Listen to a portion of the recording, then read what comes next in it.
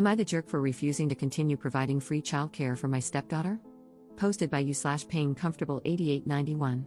I participated in a work program with the local clerk of court's office when I was in high school. They hired me after I graduated, and I reached 30 years of service before I turned 50.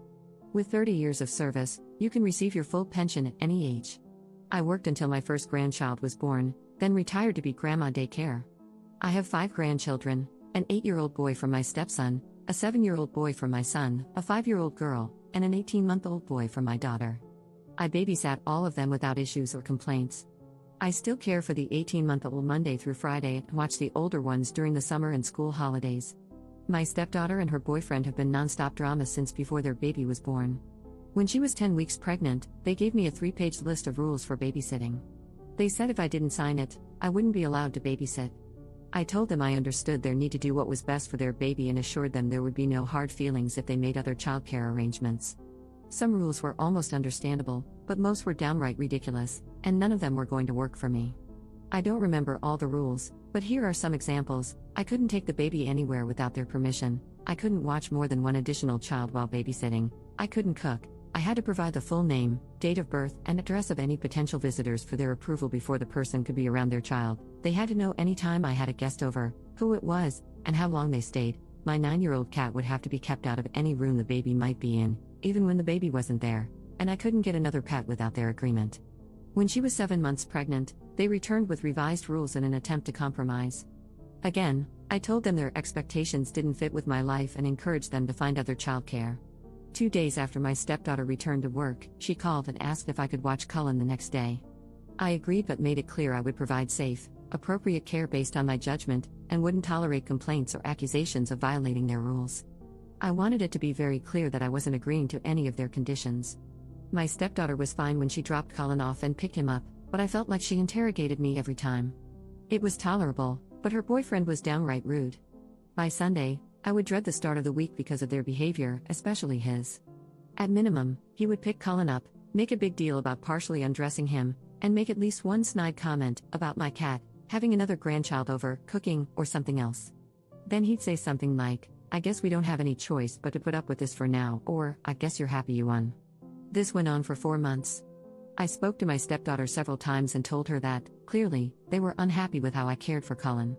I suggested they find alternative childcare and said her boyfriend needed to tone down his behavior. Things would improve for a day or two, but then he'd start again. It all came to a head as Thanksgiving approached. He was very vocal about not wanting me to keep all my grandchildren over the break. I made it clear there would be a couple of days when I'd have all of them and told them to make other arrangements if they had a problem.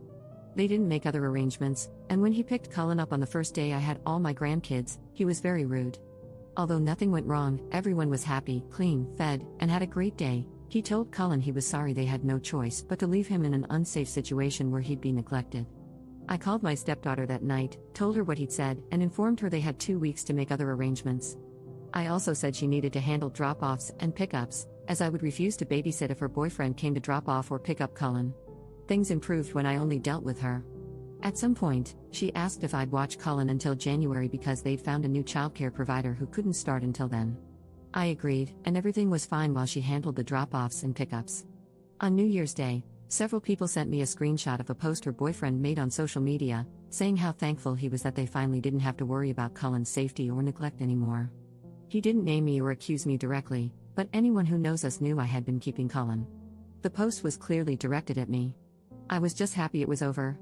On Friday, she called and said their new childcare provider told her Cullen wasn't a good fit and couldn't return on Monday.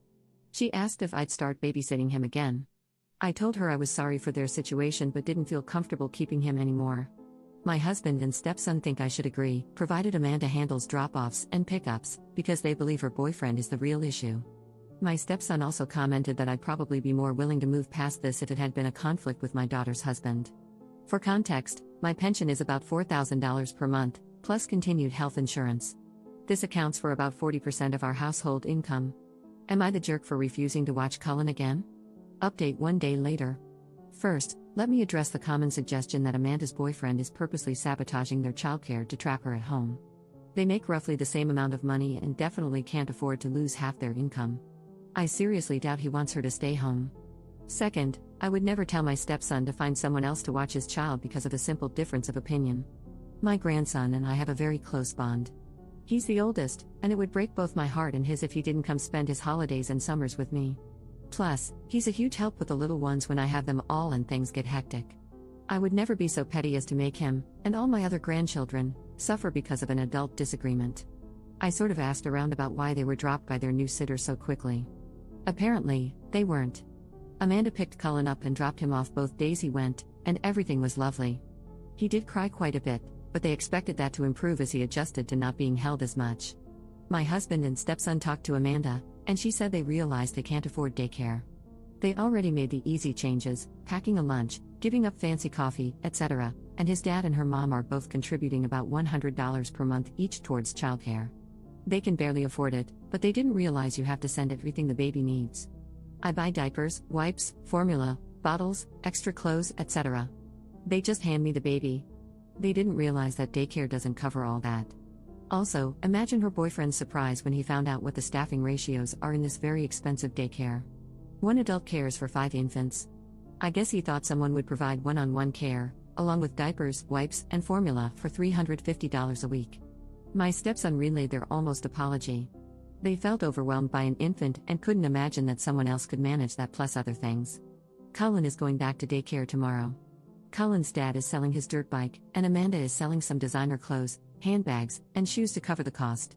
It'll get easier for them in 6 months when he transfers to the 1-year-old class, which is a little cheaper. Commenter.